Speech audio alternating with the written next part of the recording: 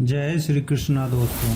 पुराणों में पुलस्त्य ऋषि ने पितरों के सर्वोत्तम परिवार के बारे में बताया है। उन्होंने बताया कि स्वर्ग में पितरों के 7 समूह हैं, जिनमें से 3 निराकार है और 4 असीमित चमक वाले साकार हैं। निराकार पितर समूह अग्नि, सोम और यम है। अग्नि देवता जो यज्ञ और हवन से जुड़े होते हैं। सोम यानी चंद्रमा जो मन और भावनाओं से जुड़े होते हैं। यमराज मृत्यु के देवता हैं जो न्याय और कर्म से जुड़े होते हैं। साकार पितर समूह भगवान विष्णु, शिव, ब्रह्मा और इंद्र हैं। भगवान विष्णु संरक्षक है जो सृष्टि के पालन और संतुलन से जुड़े होते हैं। भगवान शिव विनाशक हैं जो परिवर्तन और मोक्ष से जुड़े होते हैं। भगवान ब्रह्मा सृष्टि करता है जो जीवन और उत्पत्ति से जुड़े होते हैं। इंद्र देवताओं के राजा है जो शक्ति और वीरता से जुड़े होते हैं। इन 7 पितर समूहों में से प्रत्येक में कई पितरी निवास करते हैं। ये पितर हमारे पूर्वज हैं जो मृत्यु के बाद स्वर्ग में जाते हैं और अपनी संतानों को आशीर्वाद देते हैं। पितृपक्ष 15 दिनों का पवित्र पर्व होता है जो भाद्रपद मास की पूर्णिमा से अमावस्या तक मनाया जाता है। यह पितृ ऋण चुकाने और अपने पूर्वजों को स्मरण करने का समय होता है, क्योंकि मान्यता है कि जिन लोगों पर पितरों की कृपा बरसती है उसे जीवन से जुड़े सभी सुख और वैभव प्राप्त होते हैं और उसके वंश की वृद्धि होती है।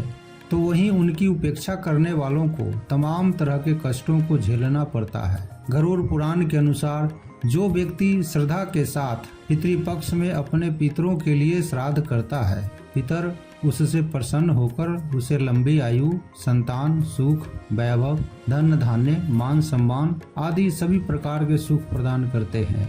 पितरों की कृपा से वह सभी सुखों को भोगता हुआ अंत में मोक्ष को प्राप्त होता है। इस पर्व में पितरों को तर्पण, पिंडदान, श्राद्ध, दान आदि करके प्रसन्न किया जाता है। पितर पक्ष को पितरों का सर्वोत्तम परिवार माना जाता है, क्योंकि इस समय में पितृगण पृथ्वी पर अपने वंशजों के बीच निवास करते हैं। सूर्य देव, जिन्हें रवि भी कहा जाता है, उनको श्राद्ध का देवता माना जाता है और पितृगण सूर्य देव को अपना प्रतिनिधि मानते हैं। श्राद्ध के दौरान पितरों को अर्पित किए जाने वाले भोजन को सूर्य देव को भी अर्पित किया जाता है। सूर्य देव पितरों को प्रसन्न करते हैं और उनके वंशजों को आशीर्वाद देते हैं। चंद्रमा को भी पितृगण का देवता माना जाता है। सोमवार का दिन पितरों को समर्पित होता है। इस दिन पितरों को जल अर्पित करने और पितृ स्तोत्र का पाठ करने का महत्व है। पद्म पुराण में पितरों के लिए श्राद्ध के विषय में विस्तार से बताया गया है, जो 192 श्लोक में पूर्ण होता है। इसलिए पद्म पुराण खंड 1 अध्याय 9 को 2 वीडियो में कंप्लीट किया जाएगा। तो आइए पितरों के लिए श्राद्ध के विषय में पद्म पुराण की कथा से जानते हैं। नमस्कार मित्रों, मैं हूं अरविंद। पद्म पुराण कथा के इस वीडियो में आपका बहुत बहुत स्वागत है। गंगा पुत्र भीष्म ने पुलस्त्य ऋषि से कहा, हे श्रद्धेय, मैं पितरों के सर्वोत्तम परिवार के बारे में जानना चाहता हूँ और विशेष रूप से श्राद्ध के देवता रवि और सोम के बारे में जानना चाहता हूँ। पुलस्त्य ऋषि ने कहा, मैं तुम्हें पितरों के सर्वोत्तम परिवार के बारे में बताऊंगा। स्वर्ग में पितरों के 7 समूह है, उनमें से 3 निराकार है। असीमित चमक वाले सभी पितरों में से 4 साकार हैं। कहा जाता है कि पितरों के निराकार समूह बैराजा प्रजापति के हैं। वे पितरों के देवता पितरेश्वर, जिनकी देवताओं के समूह पूजा करते हैं, बैराज कहलाते हैं। वे योग से पूर्णता की स्थिति प्राप्त किए हुए होते हैं और अनंत लोकों को प्राप्त हुए होते हैं। फिर ब्रह्मा के दिन के अंत में वेद के ये शिक्षक पैदा होते हैं और फिर से स्मरण और उत्कृष्ट सांख्य और योग प्राप्त करते हैं। पुलस्त्य ऋषि आगे बताते हैं कि फिर गहरे और अमूर्त ध्यान के माध्यम से वे पूर्णता की स्थिति प्राप्त करते हैं, जहां पहुंचकर पुनर्जन्म प्राप्त नहीं होता है। अतः तर्पण देने वालों को केवल ऐसे पितर योगियों को ही तर्पण देना चाहिए। पितरों के देवता पितरेश्वर की मानस पुत्री मैना हिमालय की पत्नी मानी जाती है। उसका पुत्र मैनाक था और मैनाक का पुत्र क्रौंच था। कहा जाता है कि देवराज इंद्र ने पर्वतों के पर काट डाले थे। इससे डर कर मैनाक समुद्र के भीतर जाकर छिप गया था। श्राद्ध आदि कर्मों के लिए मैनाक पर्वत अति पवित्र समझा गया है।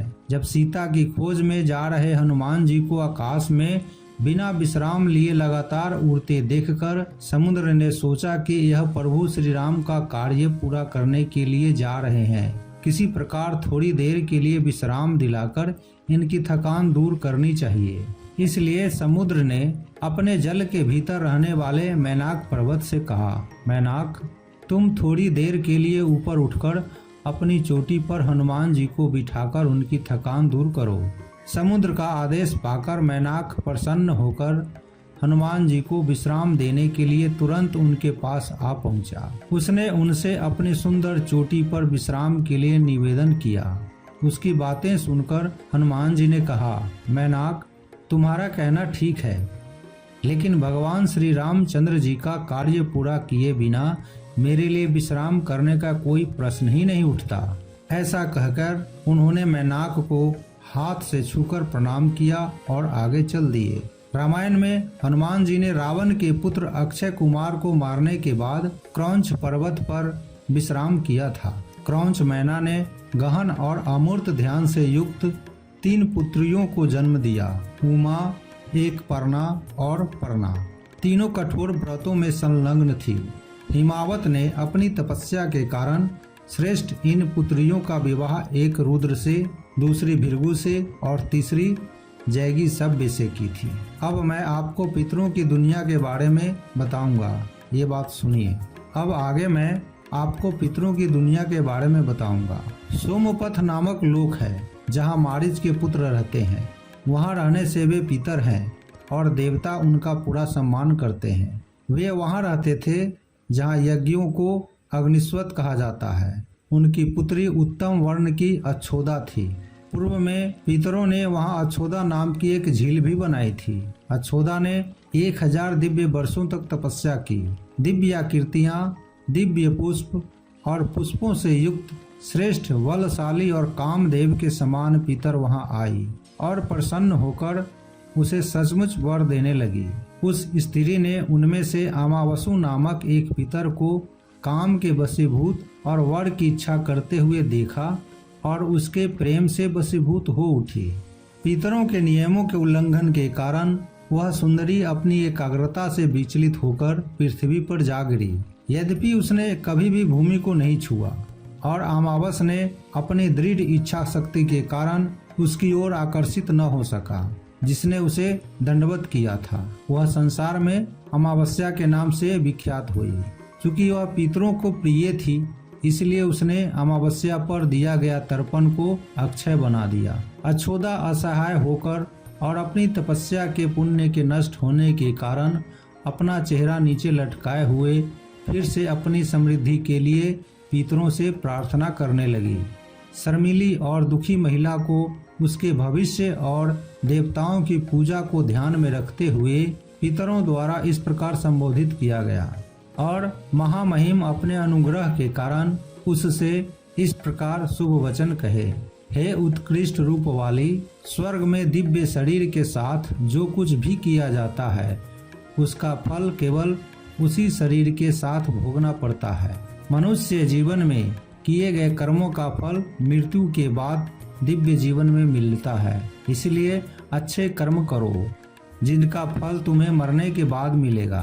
28वें द्वापर में तुम मत्स्य जाति में जन्म लोगे। तुम पितरों की उपेक्षा करने के कारण बुरे कुल में जन्म लोगी। वहां से तुम निश्चय ही राजा वसु की पुत्री रहोगी। एक युवती के रूप में तुम्हें अवश्य ही कठिन दिव्य लोकों की प्राप्ति होगी। पराशर मुनि के वीर्य से तुम्हें बदरी वृक्षों से भरे उपवन में बदरायन नामक पुत्र प्राप्त होगा। आपका पुत्र एक वेद को अनेक वेदों में विभाजित कर देगा। उस बुद्धिमान शिव के द्वितीय अवतार शांतनु से इन 2 पुत्रों विचित्र वीर्य और चित्रांगदा को जन्म देने के बाद आप फिर से पितरों की दुनिया में प्रशस्तपदी और अष्टका के रूप में जन्म लोगी। नश्वर संसार में तुम सत्यवती और पितरों के संसार में अष्टका होोगे। आप दीर्घ आयु आरोग्य और धन देने वाले होंगे तथा आप परलोक में पवित्र जल की अछोदा नाम की नदी और संसार की सर्वोत्तम नदी बन जाएगी, जो सदैव सभी कामनाओं को पूर्ण करने वाले होंगे।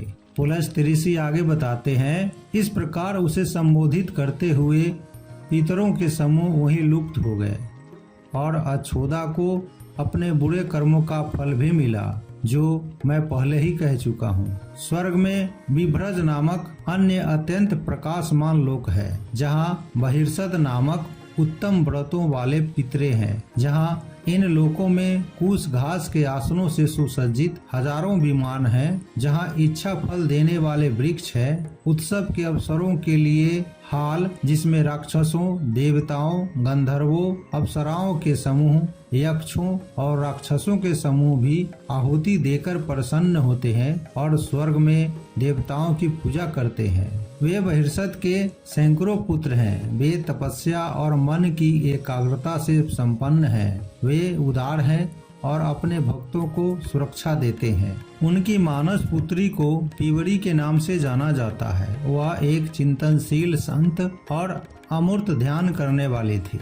वह बहुत गंभीर तपस्या का अभ्यास किया। भगवान उससे प्रसन्न हुए तो उसने वरदान मांगा, हे भगवान, वाक्पटुओं में श्रेष्ठ, यदि आप प्रसन्न हैं तो मुझे अमूर्त ध्यान से युक्त, सुंदर और अपनी इंद्रियों को वश में करने वाला पति दीजिए।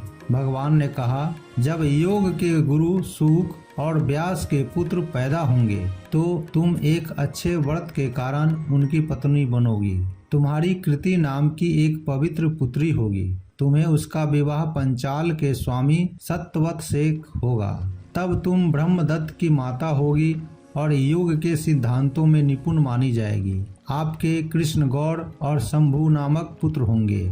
वे विशेष रूप से सम्मानित लोगों के बीच भी पवित्र माने जाएंगे, जिनकी सभी इच्छाएं पूरी हो गई है और वे समर्पित हैं। उन समर्पित ब्राह्मणों के बारे में क्या कहा जाए, जो तर्पण करते हैं और धार्मिक संस्कार करते हैं। स्वर्ग में उनकी एक मानस पुत्री है जिसका नाम गौ है। वह एक अच्छी बेटी, प्यारी पत्नी है और साध्यों की प्रसिद्धि बढ़ाती है। सूर्य की कक्षा में मरीचि गर्भ नाम के लोक है, जहाँ अर्घ्य प्राप्त करने वाले पितर और वाणी के पुत्र रहते हैं। पवित्र स्थानों पर तर्पण संस्कार करने वाले श्रेष्ठ क्षत्रिय इन लोकों में जाते हैं। वे राजाओं के पूर्वज और स्वर्ग में भोग के समान फल देने वाले हैं। मन से जन्मी पुत्री यशोदा कहलाती है, जो अंशुमत की पत्नी और पंचजन की सबसे बड़ी बहू है। वह दिलीप की माँ और भागीरथ की दादी है। कामनाओं के भोग रूपी फल देने वाले कामदूध नाम के लोक है। वहाँ सुस्वधा नाम की पुत्रहीन पितरें रहती है। कर्दम प्रजाति के अजयपा नामक लोक में पुलहा के बुजुर्ग रिश्तेदार हैं और वैश्य उनका सम्मान करते हैं। जो लोग अंतिम संस्कार करते हैं वे वहां जाते हैं और साथ ही अपनी माताओं, भाइयों, पिताओं, बहनों, दोस्तों और रिश्तेदारों से मिलते हैं, जिनमें से हजारों जो पहले ज्ञात नहीं थे, असंख्य अस्तित्वों के बाद वहां देखे जाते हैं। इनकी मानस पुत्री विराजा कहलाती है। वह नहुस की पत्नी और ययाति की माँ थी। बाद में वह ब्रह्मलोक में जाकर अष्टका बन गई। मैंने आपको इन 3 समूहों के बारे में बताया है। अब मैं चौथे का वर्णन करूंगा। सुमनस नाम से संसार है, जो ब्रह्मा की दुनिया से परे मौजूद है। यहाँ सोमापा नाम के पितर अनंत काल तक रहते हैं। वे सभी ब्रह्मा से भी आगे थे और धर्म परायणता के प्रतीक थे। जल प्रलय के अंत में जन्मे वे गहन ध्यान का अभ्यास करते हुए ब्रह्मा तक पहुँच गए और दुनिया आदि का निर्माण कर अब मानस में बस गए हैं। उनकी बेटी नर्मदा नदी है, जो प्राणियों को पवित्र करती है और पश्चिमी महासागर में बहती है।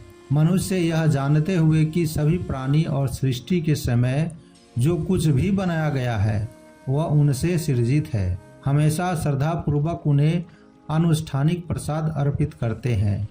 इनके उपकार से ही मनुष्य को समर्पित संतान की प्राप्ति होती है। इस प्रकार श्राद्ध की उत्पत्ति पीतरों की पहली रचना में हुई थी। इन सभी पीतरों को चांदी के बर्तन में या मिट्टी के बर्तन में स्वधा के उच्चारण के साथ जो कुछ भी अर्पित किया जाता है वह उन्हें हमेशा प्रसन्न करता है। बुद्धिमान को सदैव अग्निध्र और सोमपा को संतुष्ट करना चाहिए। अग्नि के अभाव में ब्राह्मण के हाथ पर या अश्वकर्ण वृक्ष के नीचे या गाय के बाड़े में या किसी देवता के पास दान दी जानी चाहिए। पितरों का उचित स्थान दक्षिण दिशा को कहा गया है। उन्हें प्रसाद चढ़ाते समय पवित्र धागे को दाहिने कंधे पर पहनाना चाहिए और बाईं बांह के नीचे से गुजारना चाहिए और तिल का प्रसाद चढ़ाना चाहिए। भोजन श्यामक और साली, अनाज, जौ, निवार अनाज, राजमा, गन्ना और सफेद फूल और फल हमेशा प्रिय होते हैं और पितरों के लिए प्रशंसित होते हैं। और इसके अलावा दरभा, सेम, षष्ठी का चावल, मीठा दूध, शहद और घी पितरों को प्रिय है। अब मैं आपको अंतिम संस्कार के समय टाली जाने वाली बातें बताऊंगा। मसूर दाल, भांग, बीन और कुलुत्था अनाज, कमल, बिल्व, सन पौधे के फूल, धतूरा, निम्बा, पत्तियां, अतरूसा और बकरी दूध भी उन्हें प्रिय है। धन की इच्छा रखने वाले व्यक्ति को कुद्रव, बड़ाट, कपित्थ, अशोक के फूल तथा सन नहीं देना चाहिए।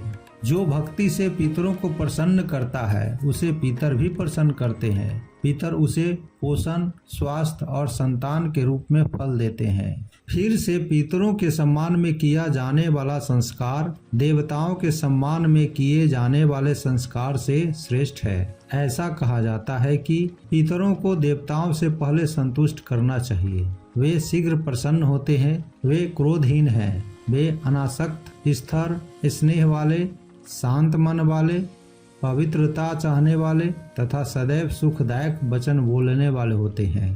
पर्वतों के देवता पितर अपने भक्तों से सदैव प्रेम करते हैं, उन्हें सुख देते हैं और सूर्य अनुष्ठानिक संस्कार के देवता हव्य प्राप्त करने वालों में प्रमुख कहे जाते हैं। मैंने पितरों के कुल का यह सब वृतांत आपसे कह सुनाया है।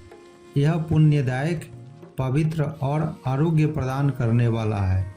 इसका पाठ सदैव पुरुषों को ही करनी चाहिए।